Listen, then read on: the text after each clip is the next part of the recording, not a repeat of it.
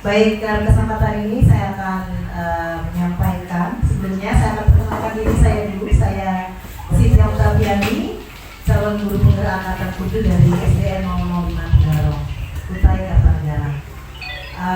Dalam kesempatan ini saya akan menyampaikan tentang materi kami di modul 1, yaitu tentang sebuah budaya positif. Ya, silakan lanjut boleh ini. Ya, dalam budaya positif ini ada beberapa konsep kunci.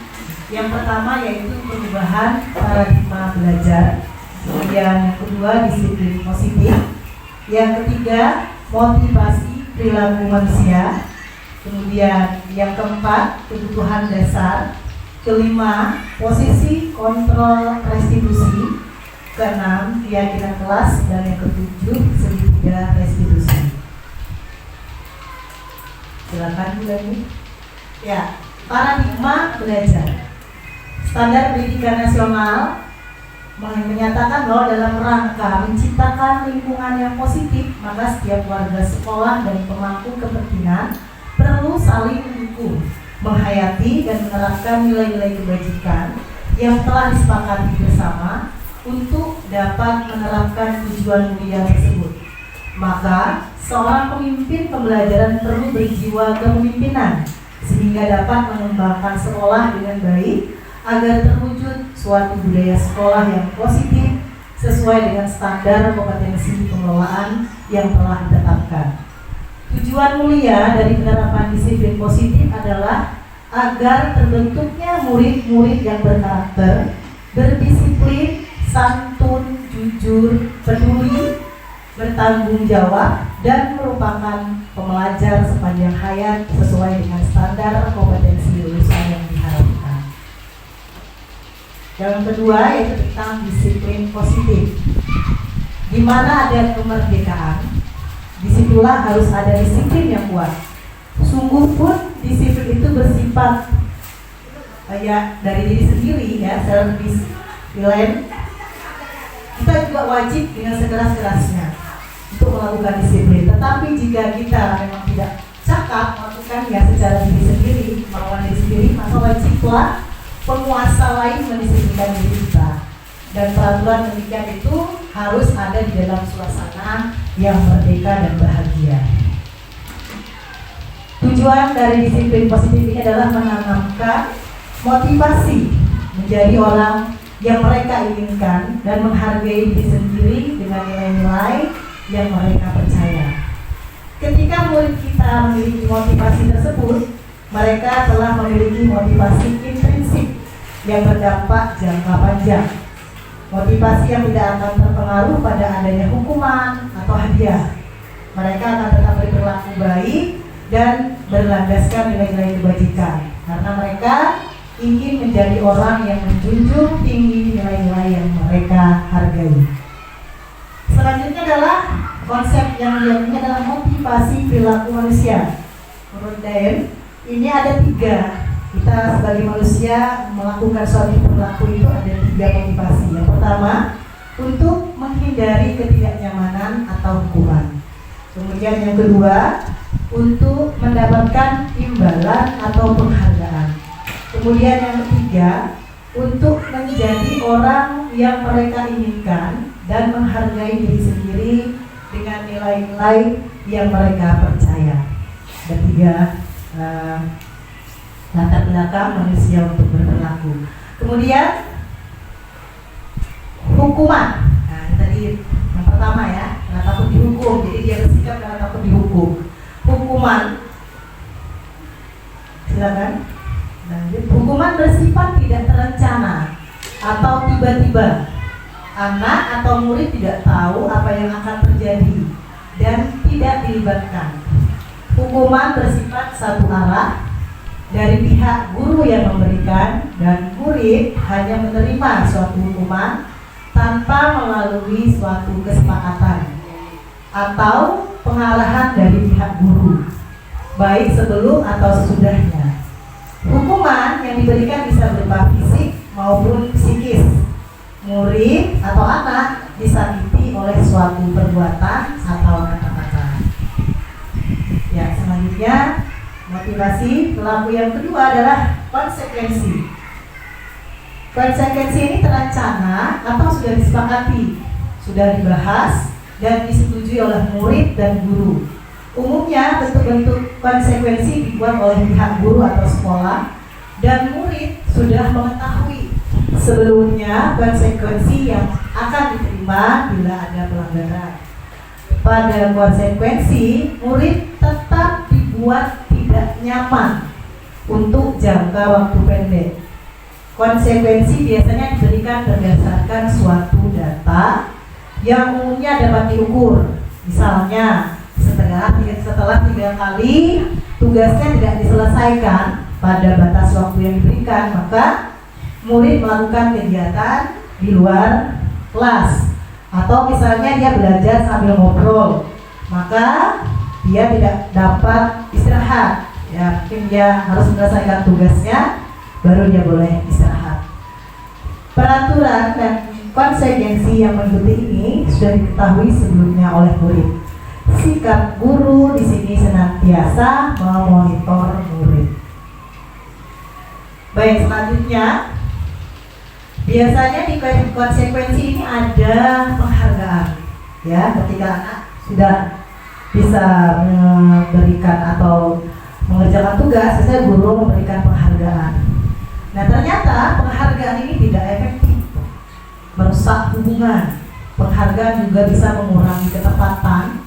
Penghargaan ini bisa menurunkan kualitas, bisa mematikan kreativitas, dan bahkan penghargaan ini menjadi penghukum. Wah, ini seru ya, kayak nanti apa kok bisa penghargaan jadi penghukum? Nah, ini kan suatu pertanyaan besar. Berarti nggak boleh dong kita ngasih anak-anak gitu ya, apa gitu penghargaan semacam mungkin permen atau semacam coklat satu. Nah, ini nanti kita coba sama-sama diskusikan. Kemudian yang ketiga, motivasi yang selanjutnya adalah restitusi. Nah, adalah proses menciptakan kondisi bagi murid untuk memperbaiki kesalahan mereka sehingga mereka bisa kembali pada kelompok mereka dengan karakter yang lebih kuat. Boleh dilanjut? Ya, kebutuhan dasar manusia. Kita sebagai manusia mempunyai 5 kebutuhan dasar menurut Dr. William. Yang pertama, bertahan hidup. Kemudian yang kedua, kasih sayang dan rasa diterima. Yang ketiga, kebebasan. Dan yang keempat, kesenangan. Terakhir, penguasaan. William menyebutkan dunia berkualitas seperti semacam album foto, sehingga isinya tidak akan terlalu banyak, hanya akan terdiri dari beberapa hal saja yang sangat signifikan dan benar-benar terbaik dalam hidup Anda, yang membuat hidup Anda menjadi lebih bermakna. Kebutuhan dasar bersifat lebih umum dan universal, sedangkan dunia berkualitas lebih unik dan personal. Mungkin ini bisa nanti Bapak Ibu kalau merasa bingung tentang ini mungkin bisa ditanyakan.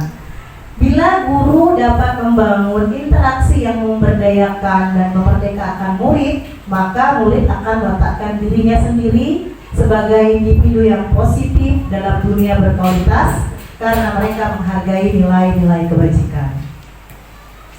Ya, selanjutnya posisi penghukum. Ada 5 posisi kontrol restitusi. Kita termasuk yang mana kira-kira? Mari kita lihat. Yang pertama, posisi penghukum. Penghukum ini bisa menggunakan hukuman fisik maupun verbal. Orang-orang yang menjalankan posisi penghukum senantiasa mengatakan bahwa sekolah memerlukan sistem atau alat yang dapat lebih menekan murid-murid lebih dalam lagi. Kemudian posisi yang kedua yaitu pembuat merasa bersalah. Posisi ini biasanya akan bersuara lebih lembut.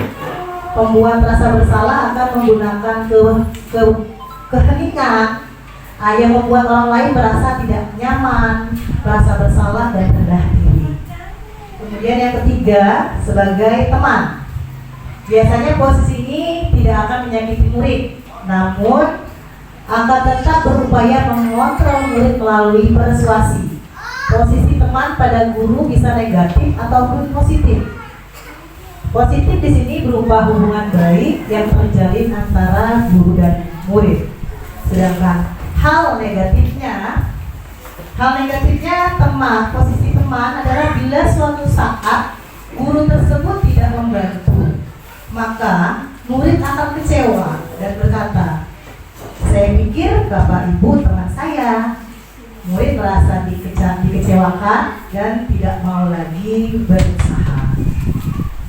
Silakan. Kemudian yang keempat, posisi kontrolnya adalah pemantau. Di posisi ini berdasarkan peraturan dan konsekuensi dengan menggunakan sanksi. Sangat mengandalkan penghitungan, catatan, data yang dapat digunakan sebagai bukti atau perilaku seseorang. Posisi ini akan menggunakan stiker, slip catatan, daftar, atau cek. Posisi pemantau sendiri berawal dari stimulus respon yang menunjukkan tanggung jawab guru dalam mengontrol murid. Kemudian yang terakhir adalah posisi manajer. Posisi ini guru berbuat sesuatu bersama dengan murid. Kemudian mempersilahkan murid mempertanggungjawabkan perilakunya, mendukung murid agar dapat menemukan solusi atau permasalahannya sendiri. Penekanannya bukan pada kemampuan membuat konsekuensi, namun dapat berkolaborasi dengan murid bagaimana memperbaiki kesalahan yang ada. Nah, ini yang kita harapkan biasanya untuk selanjutnya capaiannya adalah kita menjadi seorang manajer bagi murid kita. Ini contoh guru saat menjadi penghukum. Biasanya guru berbuat menghardik, menunjuk-nunjuk, menyakiti, menyindir. Kemudian biasanya kata-kata guru yang penghukum ini, kalau kamu tidak melakukan, saya akan. Kemudian hasilnya ketika kita sering menghukum, maka terjadilah pemberontakan, dendam, dan menyalahkan orang lain. Kemudian jika kita berada di posisi sebagai pembuat orang merasa bersalah, biasanya kalau yang di posisi ini guru berbuat berceramah, menunjukkan kekecewaan. Kemudian guru berkata, kamu sudah mengecewakan ibu dan bapak. Kemudian hasilnya murid yang sering dilakukan seperti ini akan menyembunyikan dan menyangkal, serta dia akan belajar berbohong. Kemudian jika kita memposisikan diri kita sebagai teman, guru akan membuat alasan-alasan untuk muridnya. Karena sayang tadi mungkin jadi teman sebagai teman, jadi dia akan menutup-nutupi mungkin kesalahan muridnya. Dia akan berkata, lakukan untuk Bapak Ibu. Ya sudah, nanti Bapak Ibu bantu bereskan. Kemudian hasilnya anak akan ketergantungan. Kemudian posisi yang keempat, pemantau. Guru berbuat, menghitung dan mengukur. Guru berkata, apa peraturannya, apa konsekuensinya atau sanksinya, apa yang telah kamu lakukan, apa yang terjadi sekarang. Kemudian hasilnya menyesuaikan bila diawasi. Jadi murid akan rajin kalau diawasi, kalau tidak ada kita dia akan kembali lagi. Kemudian yang terakhir sebagai manajer, guru berbuat mengajukan pertanyaan-pertanyaan. Kemudian guru berkata, apa yang kita yakini, apa kamu meyakini hal tersebut. Kalau kamu meyakini, kapan kamu memperbaikinya. Kalau kamu memperbaikinya, jadi kira-kira hal tersebut akan menggambarkan apa tentang dirimu. Kemudian hasilnya ini akan menguatkan watak dan karakter anak. Ya, itu ada guru. Kalau murid ternyata ada dampaknya juga ketika jadi hukum, maka dia akan berkata, saya tidak peduli. Kemudian dampaknya mengulangi terus kesalahannya secara agresif, perilakunya akan semakin menjadi. Kemudian kaitannya dengan dunia berkualitas, murid ini akan meletakkan guru di luar dunia berkualitasnya. Jadi dia tidak menganggap bahwa kita sebagai gurunya. Kalau merasa bersalah, dia akan terus berkata maafkan saya. Kemudian dia akan berdampak dia akan menjadi orang yang rendah diri, merasa gagal dan tidak berharga. Kemudian dia akan meletakkan gurunya di dalam dunia berkualitas, tetap dia mengaku bisa sebagai guru. Kemudian sebagai teman, saya berpikir bapak atau ibu teman saya. Kemudian dampaknya tergantung, ya, ketergantungan, tidak mandiri dan tidak bisa memutuskan. Kemudian murid meletakkan guru sebagai orang penting dalam dunia berkualitas. Jadi dia tergantung betul dengan kita. Kemudian pemantau, saya akan dapat berapa bintang kalau saya melakukan hal tersebut. Jika sudah melakukan, apa yang akan saya dapatkan? Kemudian dampaknya menitik beratkan pada dampak pada diri sendiri, mendapatkan hadiah atau mendapatkan hukuman. Murid meletakkan gurunya dalam dunia berkualitasnya. Kemudian yang terakhir, sebagai manajer, murid akan berkata, bagaimana caranya agar saya bisa memperbaiki keadaan ini? Saya akan memperbaiki masalah ini dengan apa? Kemudian dampaknya, maka murid akan belajar mengevaluasi diri, bagaimana menjadi diri yang lebih baik. Kemudian murid meletakkan dirinya sebagai individu yang positif dalam dunia berkualitas. Jadi dia tidak meletakkan kita, tapi dia meletakkan dirinya sendiri. Ya, yang selanjutnya, konsep yang selanjutnya adalah keyakinan kelas. Kita sering kenal dengan kesepakatan kelas. Kita di kelas masing-masing punya namanya kesepakatan kelas. Ternyata, mengapa harus keyakinan kelas, tidak kesepakatan kelas? Keyakinan yaitu nilai-nilai kebajikan universal yang disepakati secara tersirat dan tersurat, lepas dari latar belakang suku, negara, bahasa maupun agama. Keyakinan seseorang akan lebih memotivasi. Kenapa tadi harus keyakinan bukan kesepakatan? Karena kalau kita yakin, itu akan lebih memotivasi kita dari dalam. Seseorang akan lebih tergerak dan bersemangat untuk menjalankan keyakinannya daripada hanya sekedar mengikuti serangkaian peraturan tertulis tanpa makna. Ya, ini contoh keyakinan kelas. Mungkin bisa kita ATM nanti ambil, tiru dan kita modif untuk kelas kita. Ini ada kelas 1. Jadi dia setiap anggota kelas perlu belajar, kemudian setiap anggota kelas perlu senang dan seterusnya. Jadi kita hindari untuk membuat kalimat-kalimat negatif. Kalau kalimat-kalimat negatif itu cenderung anak takut. Jadi kalau ini dia merasa dia perlu. Memang harus diciptakan suasana belajar yang senang, yang bersih, saling menghargai dan seterusnya. Ya, dengan kelas 5 juga ada, kemudian kelas 7 bisa nanti sama-sama mungkin nanti untuk next pelatihan selanjutnya atau kita kumpul bersama, kita membahas khusus keyakinan kelas juga asik kayaknya ya. Jadi khusus sekolah kita ini, khusus guru kelasnya untuk kita sama-sama bagaimana meramu keyakinan kelas. Ya, selanjutnya ini juga bisa kita membagi 4 kelompok. Jadi kita minta tolong mereka menuliskan guru itu tugasnya apa. Jadi dari anak, bukan dari kita, dari anak. Guru itu tugasnya apa, murid itu tugasnya apa.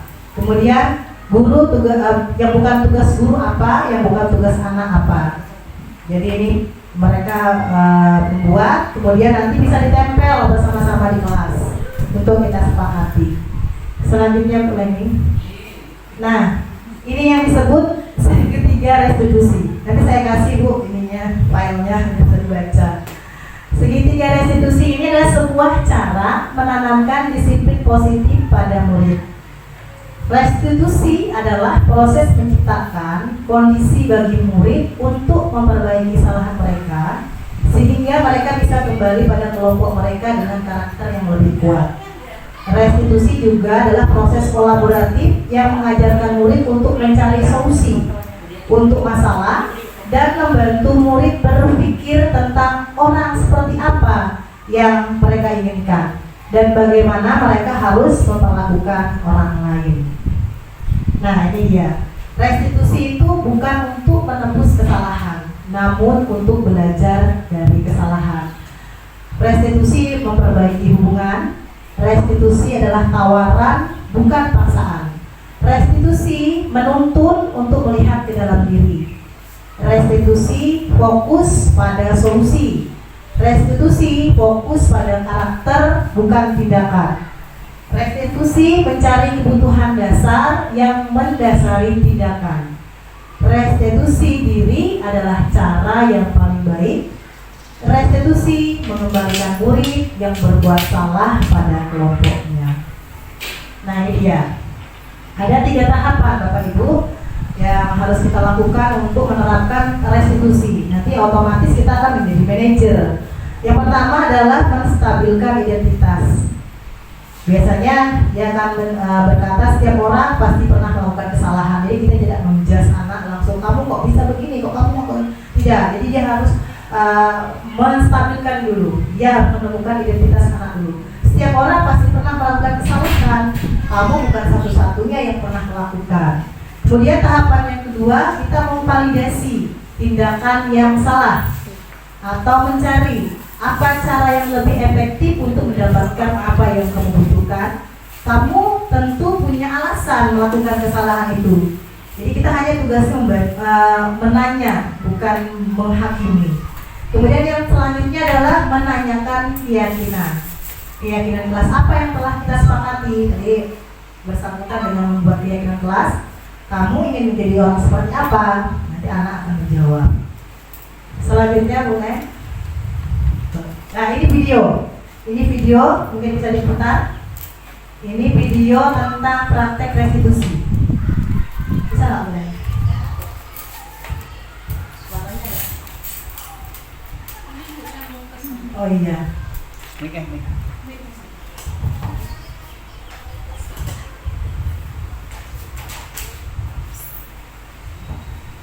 Sambil saya jelaskan, ini 2 orang anak sedang berkelahi, mereka saling mencemooh dan 1 orang tidak menerima apa yang dikatakan oleh temannya.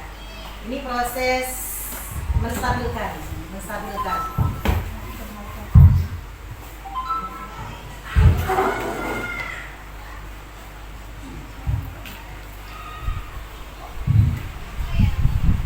Keluar suaranya.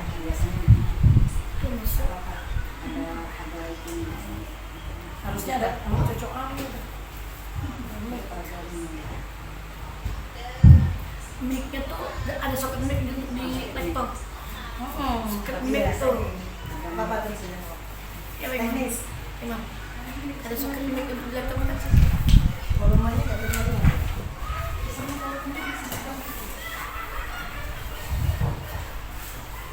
Soket mic itu.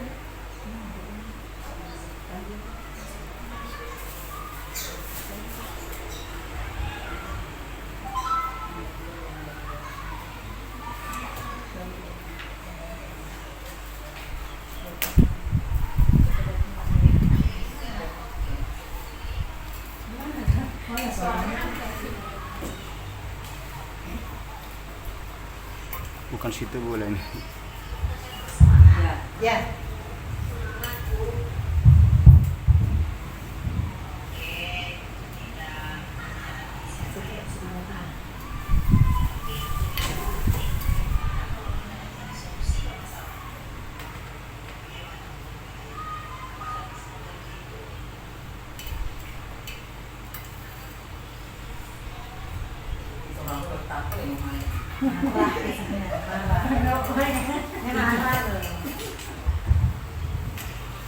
Cucu Bu Iti sebelah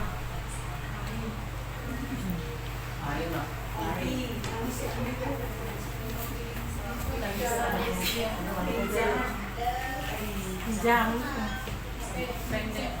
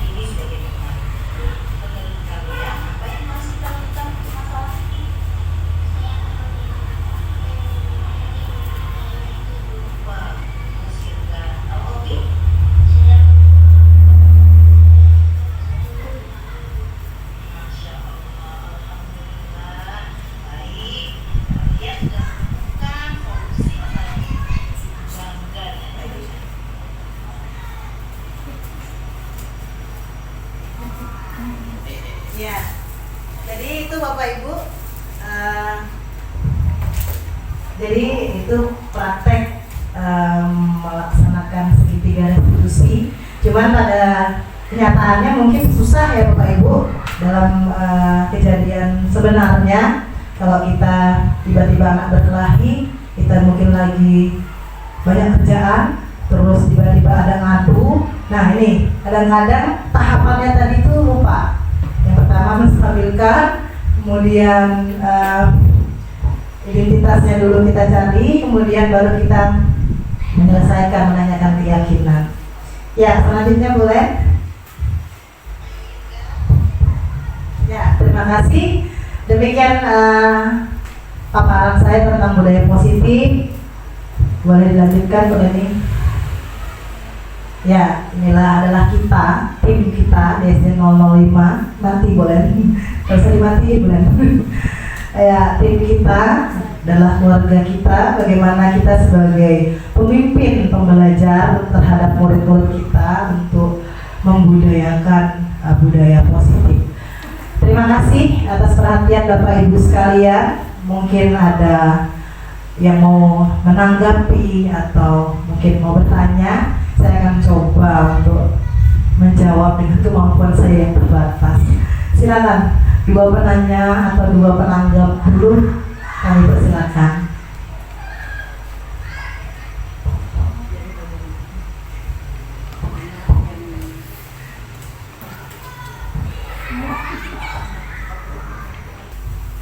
Tentang budaya positif tadi saya akui memang bagus untuk segala dengan teorinya, tapi dalam prakteknya saya mulai berapa tahun yang lalu sudah saya mengajar, belum pernah saya menyelesaikannya dengan cara yang sebijaksana yang ada di dalam video tadi.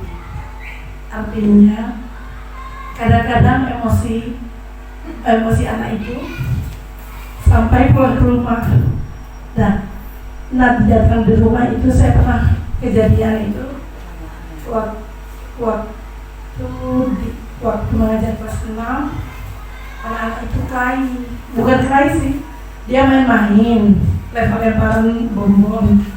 Setelah itu terjatuhlah temannya, tertindih dengan yang besar, dibawa pulang ke rumah. Adalah orang tuanya datang di sekolahan.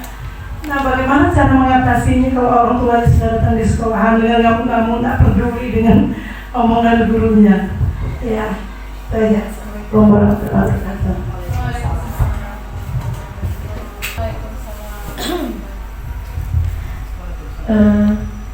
Ini bertanya bukan berarti yang mempesukan, artinya sharing aja. Kan ini kan meskipun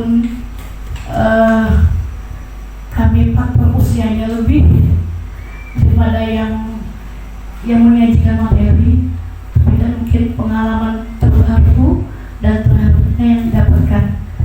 Kami paling tidak, kami yang sudah faktor U-nya yang sudah kepala 5 ini lebih sharingnya lebih ke aktif lagi ke pengalaman yang terbaru, terlebat, terasik. Nah itu pasti jangan ditinggalkan. Tiga itu kayaknya saling berkaitannya, Bu Siti. Terbaru, materi atau informasi, mantap dan terasik. Kayak suara saya aneh nih,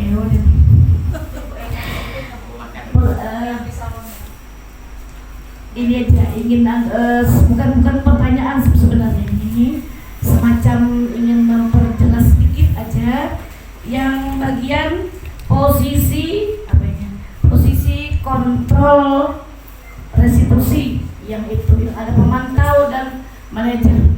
Itu sebelumnya kan itu pasti antara murid dan guru sudah dijabarkan tadi dengan jelas dan rinci.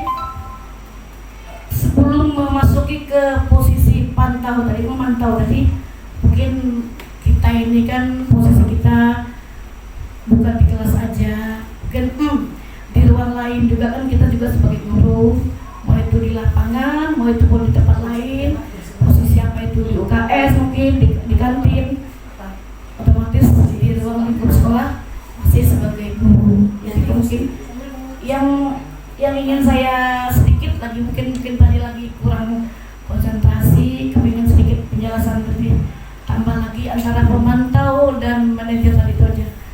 Hubungannya sangat erat dan sebelum munculnya pemantau dan manajer tadi. Itu aja mungkin untuk saya, untuk semuanya mungkin. Mohon maaf. Faktor pula mungkin tidak fokus saya mendengarkannya. Makasih positif waktunya positif.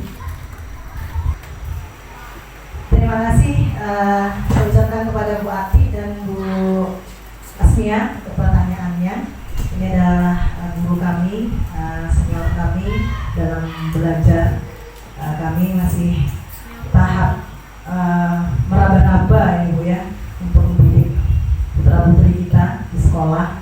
Saya juga ini juga masih belajar. Kasus tentang tadi yang disampaikan oleh Bu Ati, yaitu tentang ketika ada permasalahan di sekolah kemudian disampaikan oleh anak ke rumah, dan orang tua akhirnya ikut campur karena memang mau tidak mau, karena memang anaknya ya kan, dan ketika menyampaikan bahwa anaknya ini ada masalah di sekolah, otomatis kita sebagai guru terlibat. Mungkin balik lagi ini adalah cara kita tadi, makanya perlunya kita mungkin mempelajari tentang restitusi ini, karena memang sepertinya ini adalah solusi untuk kita ketika kita menghadapi masalah-masalah yang tidak terduga. Misal tadi ini hanya teknisnya Bu ya, teorinya Bu Ati. Ketika anak itu melapor, orang tua datang, kemudian kita duduk bersama, kemudian kita mencoba menerapkan segitiga restitusi. Yang pertama kita lakukan adalah menstabilkan identitas. Kita bertanya apa masalahnya. Awalnya tadi si anak dia tidak terima karena ada temannya yang menindih, teman saya lebih kecil, teman saya di atas. Mungkin dihadirkan dua-duanya, siapa yang merasa terzolimi dan siapa yang berbuat. Kemudian ditanya, kita tidak serta-merta menyalahkan siapa si A si B, kita terus tanya ke si A, kenapa tadi kamu bisa berada di posisi bawah, kamu tertindih temanmu, atau apa kamu kenapa bisa menindih temanmu, apa yang kejadian apa sampai kan bisa terjadi kejadian tindih menindih itu, seperti itu. Nanti kan mereka akan berucap atau akan menceritakan masing-masing kronologi peristiwanya. Kalau orang tua hadir, saya rasa dia hanya sebagai pendengar, harus sebagai pendengar karena dia tidak berada di TKP, jadi tidak tahu tentang permasalahannya. Jadi mungkin posisinya dia hanya sebagai pendengar, ingin kita sama-sama duduk menyelesaikan masalahnya. Mungkin itu. Tapi memang kan biasanya orang tua kita pun kadang di luar kendali, mungkin ya karena terbawa emosi, kemudian pikiran kita jadi kacau, jadi sikap kita yang kita lakukan tidak terkontrol. Ya mungkin kita sebagai guru, balik lagi kita sebagai manajer tadi, kita berusaha untuk memposisikan diri kita netral, kemudian lebih tenang, dan memang pengelolaan emosi ini memang sangat diperlukan. Bagaimana supaya kita malah tidak ikut-ikutan, jadi malah terkeruh. Kemudian seperti video tadi, mungkin bisa nanti kita coba lagi, seandainya kita menemukan masalah, kita bawa ke kantor muridnya, kemudian kita praktekkan. Pertama adalah menstabilkan, kemudian kita mencari identitasnya, kita menanyakan keyakinan. Kira-kira kalau kamu berkelahi bagus tidak, atau kamu menjadi bahagia tidak, mungkin seperti itu. Memang pada ininya actionnya sih susah ngomongnya, kan apalagi karakter kita kan macam-macam, ada yang lembut, ada yang belak-belakan, ada yang tiba-tiba langsung aja to the point gitu ya kan. Awak Pak, ya tuh, ya kan, makanya jangan main ke tuyung-tuyungan ya kan, akhirnya pekerja akhirnya tertumpuk kita, lagi ya kan, gitu mungkin ya kan.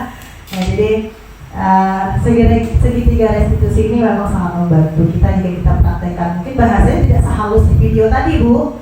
Kalau sehalus di video tadi itu kan di skenario mungkin. Jadi kalau yang penting tahapannya yang kita tahu. Jadi segitiga restitusi ini tidak boleh loncat-loncat. Jadi dia harus berurutan. Nah, jadi ada 3 tahapan tadi itu tidak boleh loncat. Tidak boleh dulu kita menanyakan keyakinan, baru kita menstabilkan, tidak. Jadi harus menstabilkan dulu, kemudian baru kita yang kedua. Coba segitiga restitusinya Bu, biar dilihat bersama. Ke bawah. Ya, menstabilkan identitas dulu, baru kita memvalidasi tindakan yang salah, apa saja yang salah, kemudian baru kita menanyakan keyakinan. Jadi ini harus berurutan. Begitu ya Bu Ati. Mungkin kalau kurang puas nanti kita diskusi lagi. Ya rame untuk diskusi untuk masalah anak, apalagi masalah tentang budaya positif. Kemudian cukup Bu Ati. Ya, terima kasih. Kemudian saya melanjutkan puas Bu Ati. Nanti kita diskusikan. Begitu saya Bu Ati. Baik, saya lanjutkan pertanyaannya Bu Asmia tentang sebelum posisi pemantau dan manajer. Sebelum posisi pemantau itu kan yang lebih ideal itu yang kita lakukan sekarang kebanyakan ya. Biasanya kita memposisikan diri kita sebagai teman. Kalau penghukum, pembuat masa bersalah, saya rasa nggak ada. Saya rasa nggak ada sekarang zaman sekarang ini untuk posisi guru sebagai penghukum, sebagai pembuat masa bersalah itu jarang sekali kita temui. Karena guru-guru sekarang sudah banyak edukasinya, YouTube, di Google, macam-macam bacaan, macam-macam tontonan tentang pendidikan bisa kita perhatikan, bisa kita simak, dan saya rasa kalau ada yang masih seperti itu mungkin tidak ada lah. Itu Indonesia nggak ada untuk menghukum sama membuat merasa bersalah. Untuk anak kita mungkin masih ada. Jadi ini juga berlaku Bapak Ibu untuk kita di rumah. Ternyata saya juga mempraktekkan berbagai pengalaman kemarin. Anak saya itu di pondok, itu cerita sedikit sebelum ke Bu As, mungkin bisa nyambung. Anak saya di pondok dan dia dilaporkan tidak mengikuti program sebagaimana mestinya. Jadi saya tarik 1 hari untuk di rumah untuk dimusyawarahkan, dan itu sudah berapi-api. Sudah di kepala saya itu sudah mau saya tumpahkan semuanya ini ya kan. Dalam perjalanan pulang tuh saya diam karena menahan ya kan. Karena ternyata kita merasa bahwa kita memiliki dia. Kita adalah orang tuanya, kita merasa dia adalah anak kita dan dia harus mengikuti aturan kita. Nah ternyata itu setelah saya mendapat materi ini adalah anggapan yang salah. Ternyata anak juga mempunyai dunia berkualitasnya sendiri seperti tadi. Dia mempunyai angan-angannya sendiri, mempunyai keinginannya sendiri, cita-citanya sendiri tentang siapa ayahnya, siapa ibunya, siapa teman dekatnya, siapa gurunya yang dia letakkan di dalam hatinya. Jadi dia seorang spesial gitu. Jadi ketika kita seperti itu mungkin kita akan berada di luar walaupun kita orang tuanya.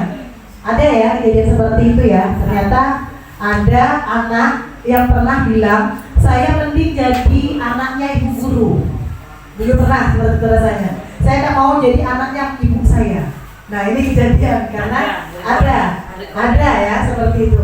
Karena dia merasa ibunya tidak menghargai dirinya seutuhnya, bahwa dia juga punya hak dari dirinya sendiri. Jadi awalnya saya sudah berpikir untuk marah saat itu ketika dia, kok kamu bisa, kamu lo tinggal belajar, kamu lo tinggal duduk manis, kamu lo minta apa tinggal tulis surat, foto, langsung dikirim apa yang kamu perlukan. Awalnya begitu saya ngomong. Cuma ketika saya teringat tentang segitiga restitusi ini, saya akhirnya coba dipraktekkan deh sama anak saya. Datang ke rumah, saya stabilkan dulu. Kenapa kamu berbuat begitu? Oke, semua orang bisa, seandainya saya pun mondok, mungkin tidak betah juga gitu ya kan, karena dunia sekarang kan canggih, di dunia luar ada ini itu, kok saya malah mondok seperti orang dipingin, mungkin seperti itu. Akhirnya dia bilang, aku capek juga rasanya ini, disuruh hafalan biarkan dulu dia mengungkapkan bagaimana perasaan. Kemudian kita menstabilkan identitasnya. Kita tahu gimana kalau kita nggak tahu agama ya, bagaimana kalau kita kurang ilmu agama. Contohnya saya, ini ibumu ini kurang ilmu agama, gimana? Susah, bacaan sholat aja 3 kul aja rasanya ya, 3 kul buat Falaq, Anas, Al-Ikhlas, tua jadi bolak-balik karena kurang ilmu tadi ya kan. Nah gimana itu? Apalagi kamu perempuan, nanti kamu punya anak, terus kamu langsung latih anakmu, kamu nggak bisa apa-apa gimana? Ya juga sih. Nah, pernah nggak Bumi lebih mengajarkan kamu yang lebih bacaannya kan? Enggak, karena Bumi nggak tahu ya. Ilmunya untuk ini sendiri, bukan untuk kamu. Oh iya juga ya Mi. Akhirnya dia, oh iya betul, ternyata belajar agama penting. Kemudian diyakinkan, banyakkan keyakinan. Kira-kira kalau menurutmu dalam keyakinan kamu, kalau kita belajar ilmu agama ini selamat nggak kita di dunia dan di akhirat? Ya, selamat, tapi masa belajar agama nggak selamat ya kan? Selamat lah. Akhirnya dia mencari solusinya sendiri tanpa kita harus awak belajar agama itu untuk awak cua kan, kadang-kadang seperti itu bahasa kita sebagai orang tua. Awak cua yang nyaman dia, ini gara-garanya orang Tuhan, ini nyaman ya, awak cua hati-hati ya, tandai bekas dulu ya kan gitu. Itu karena saya alami sendiri, ya kan, model-model orang tua zaman dulu kan seperti itu. Akhirnya dia pulang balik ke pondok dengan senang hati tanpa keterpaksaan. Oke, kita sepakat ya. Oke, dia kembali. Nah itu ternyata saya sudah praktekkan sama anak saya. Cuman kalau di kelas belum, karena tidak ada yang terlalu riskan ininya masalahnya seperti itu. Nah, jadi untuk teman ini kadang-kadang itu kelemahannya Bu. Kalau kita teman, dia akan nurut kalau kita ada. Dia akan nurut kalau kita ada. Kalau kita nggak ada, nggak ada juga bosnya. Terbebas ya, kelas mau apa aja ya kan. Pas ada bosnya di bawah kan, kelas di atas. Oh cepat ambil ya kan, jaman. Karena bosnya memposisikan dia sebagai teman. Tapi kalau pemantau tadi kita naik tingkat lagi, pemantau di atas teman tadi, dia ini bersikapnya memakai data. Misalnya Ali, awak ini dah 3 kali dengan PR ibu nih, kapan kisahnya nih? Menurut Etam ini kan dah mulai keyakinan kelas nih, bilanya Etam 3 kali dah dikerjakan tugas, apa konsekuensinya?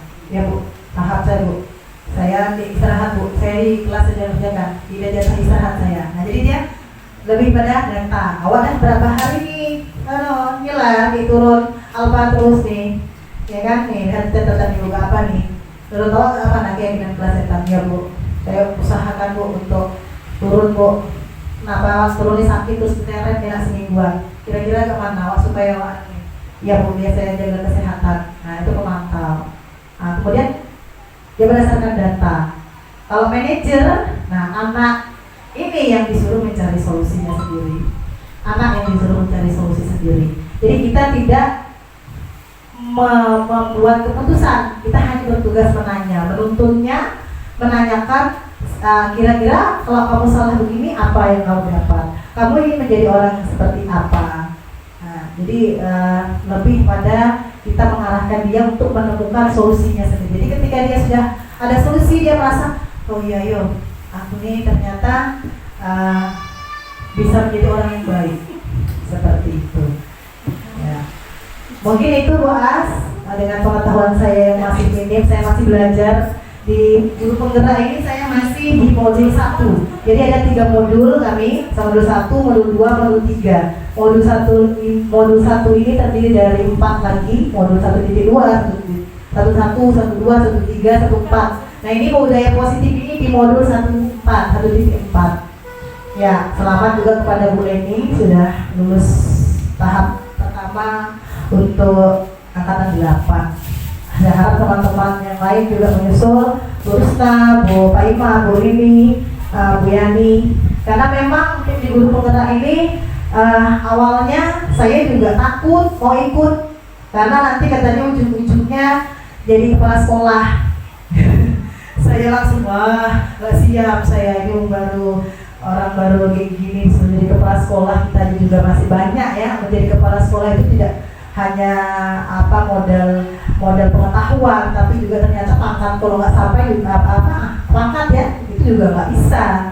Nah, jadi ternyata setelah saya ikut, ilmu yang ada luar biasa, yaitu tentang kita sebagai guru bagaimana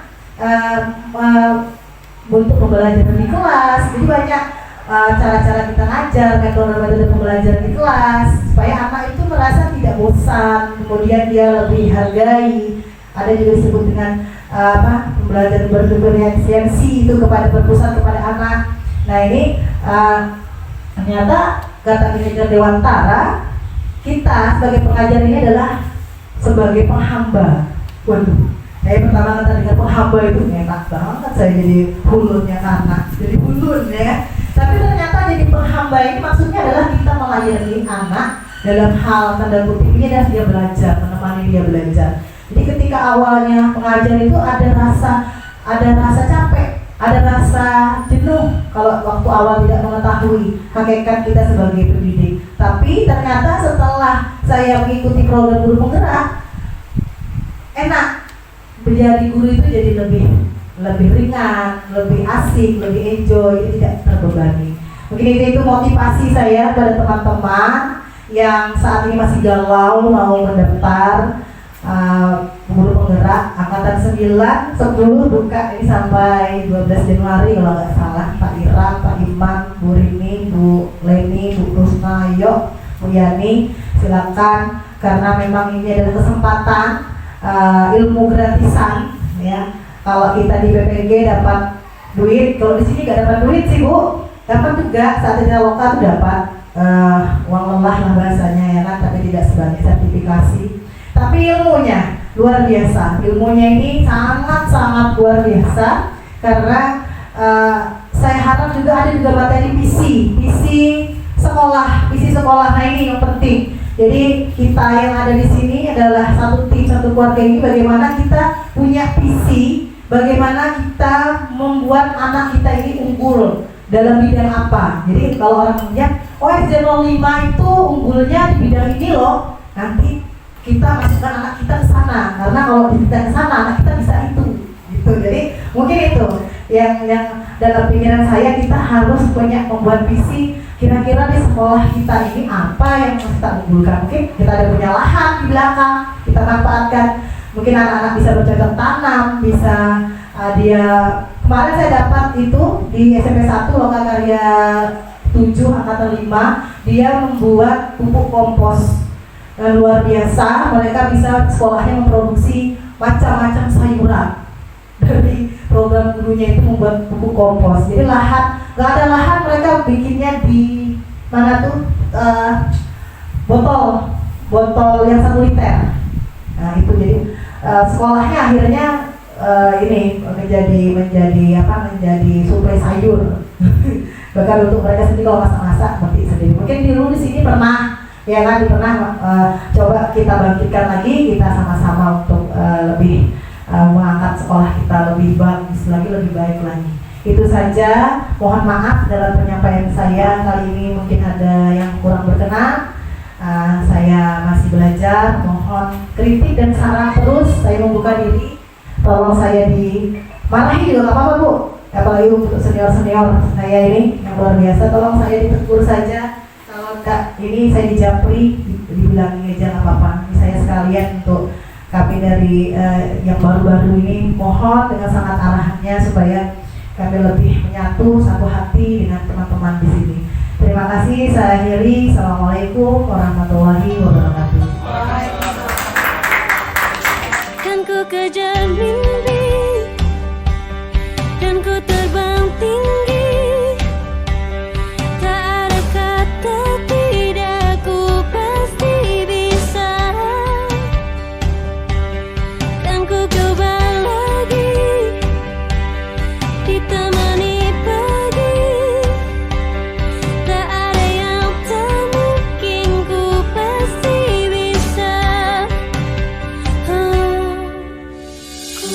Ooh.